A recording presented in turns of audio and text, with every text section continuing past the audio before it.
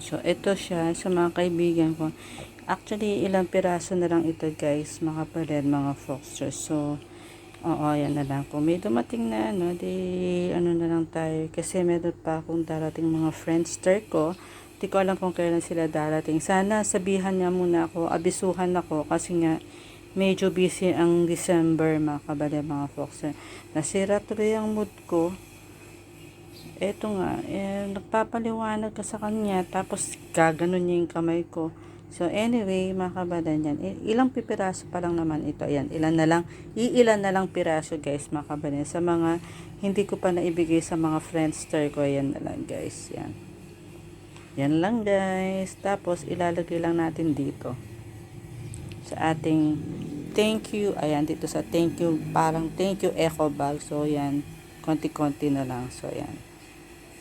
Naman this time naman guys, ito tatlo rin siya, yung sa St. Francis, sa dalawang uncle ko, auntie ko, yung isang ninang ko, tapos sa ayan sa Bataan, yan, ito yung sa Bataan, ito yung sa dalawang St. Francis, di ba naka-segregate siya guys. So ipapakita ko rin sa inyo yung isang for my friends. So ilan na lang naman piraso yun, makabanel mga foxers. So yan, ito naman, this time yan, nakasegregate naman ito. This time yan, Christmas is just around the corner. Ito naman tatlo for my uncles and aunties. Ayan.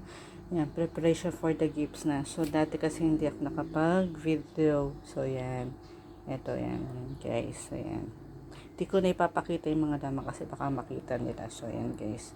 Pero naka-ano naman siya, naka-paper, ano yun? Instead of a Christmas wrapper, yan.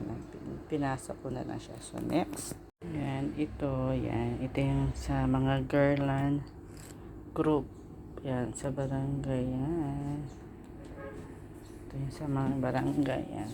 Merry Christmas. Yan. Yan, sa barangay. Girland yan. Yan, kala ina yan. Kung napakita yung pangalan naman. Kung ipapakita yung pangalan, Christmas na. Preparation for the Christmas na kasi pati games. Yan.